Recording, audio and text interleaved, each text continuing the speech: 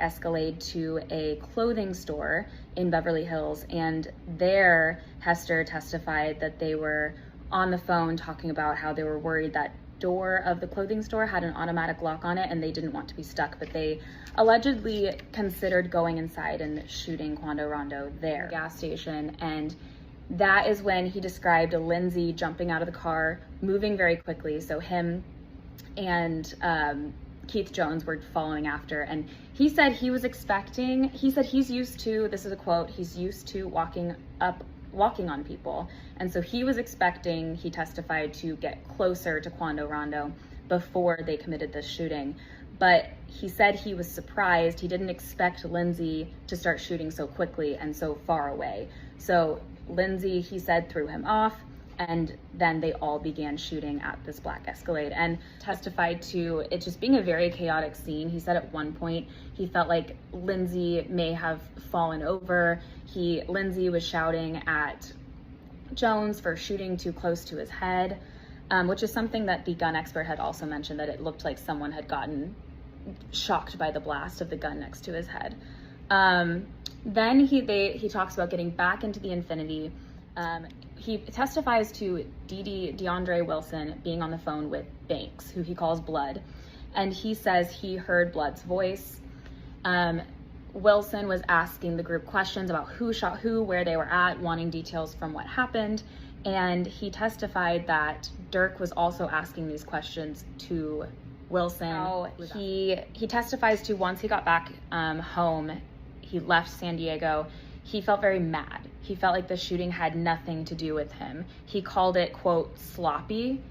He said, in my eyes, this guy was innocent. And he didn't know at that point, he testified, that it was Robinson who was hit. But he said even Quando Rondo, like, he had nothing to do with this beef. He didn't know King Von very well. He didn't know Quando Rondo. He didn't feel involved, and that came up a lot. He said he had a lot of negative feelings towards that. He also said he felt Durk was, quote, selfish in asking him to be a part of this, or having him be a part of this, allegedly. And then he also has this quote where he said it's his first time being a free father to my son. And he testifies about how he just didn't feel good about what happened afterwards. He testified, his last testimony was that he was never offered payment before committing the shooting. That was like a big deal in the courtroom. That was a very dramatic note to end on. When we were brought back, he did say he said there was payment, it was afterwards, and he testified there was discussion about payment after the murder was committed.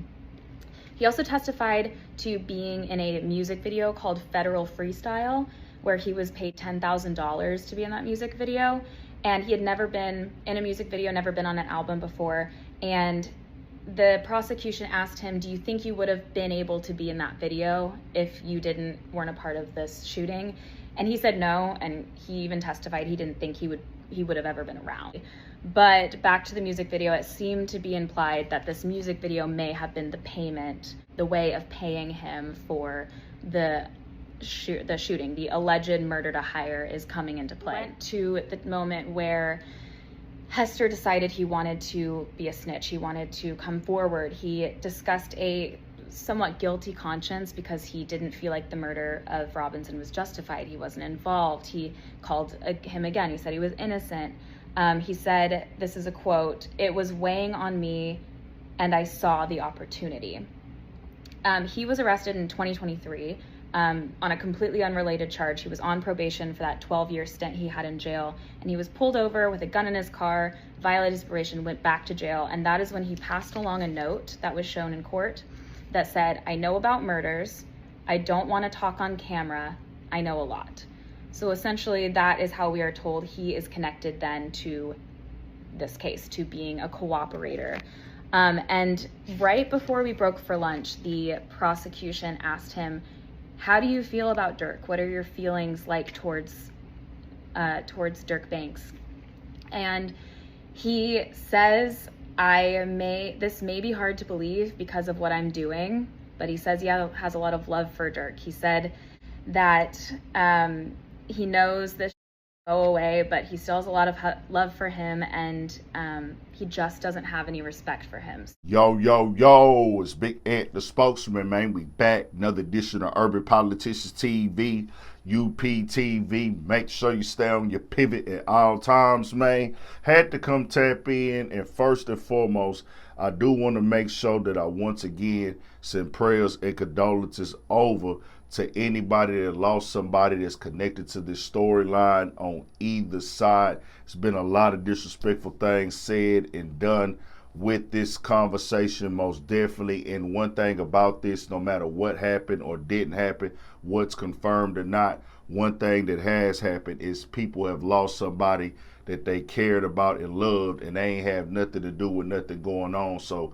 most definitely prayers up and condolences to them, and may God bless their souls. As another day of testimony happened in this Lil Durk murder for hire trial, where OTF Jam, who is an OTF member, and y'all seen right there, Taylor Paris, who was in court, she was capturing everything in real time and documenting. And she said a lot more when you watch the conversation in full on her Twitter. She's breaking it all down. And I'm going to get into a little bit of the other side of this as well, as Lil Durk lawyer Brian Steele cross-examined OTF Jam. And you heard a lot right there.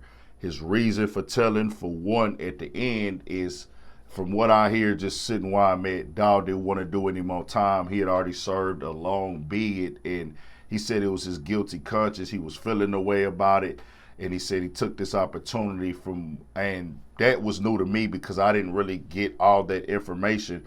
I thought that they just investigated and went and picked him up. I didn't know that he actually just flipped and decided to turn and give up this for his way to get out of jail off of a violation that he had got from a gun charge. So, I can't say what he had going on in his head at that time because it's still alleged. I don't know what's what. I can't confirm if everything that he said is true because I can't solve the crime from the cell phone, but he gave a play-by-play from his account, and what he's going with is, hey, we followed them from different locations. It ended yesterday or the day before yesterday now because this is coming out in the morning, from the hotel to dispensary, then to the clothing store, then the gas station. So it's like, yeah, he's given a plot by plot situation that went on. Then he talked about that music video right there because he said that he was not paid for this. Said he was not compensated for this.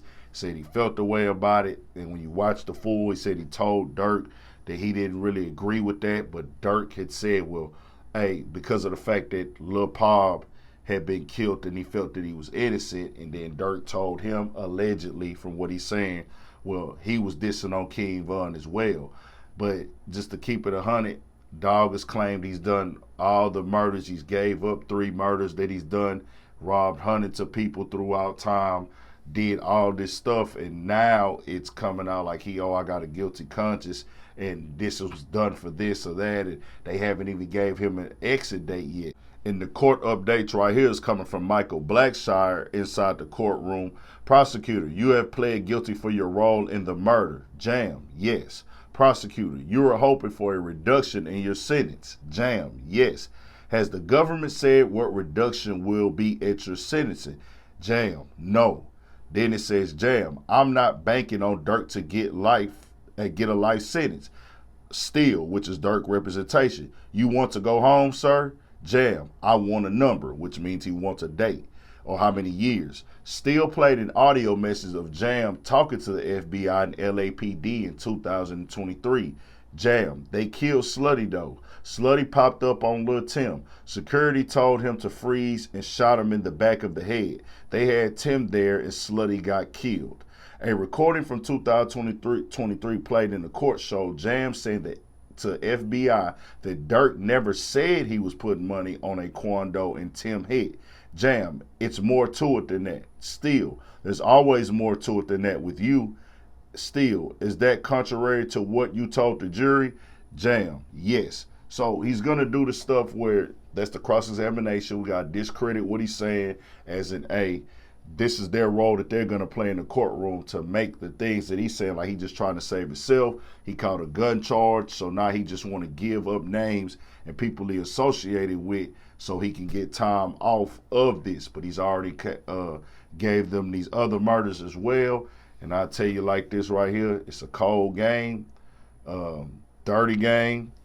It's one of them ones when you out there, it get dark, and anybody going through this, I can tell you probably would regret it. And this is just something that you see in real time that has been going on since the beginning time.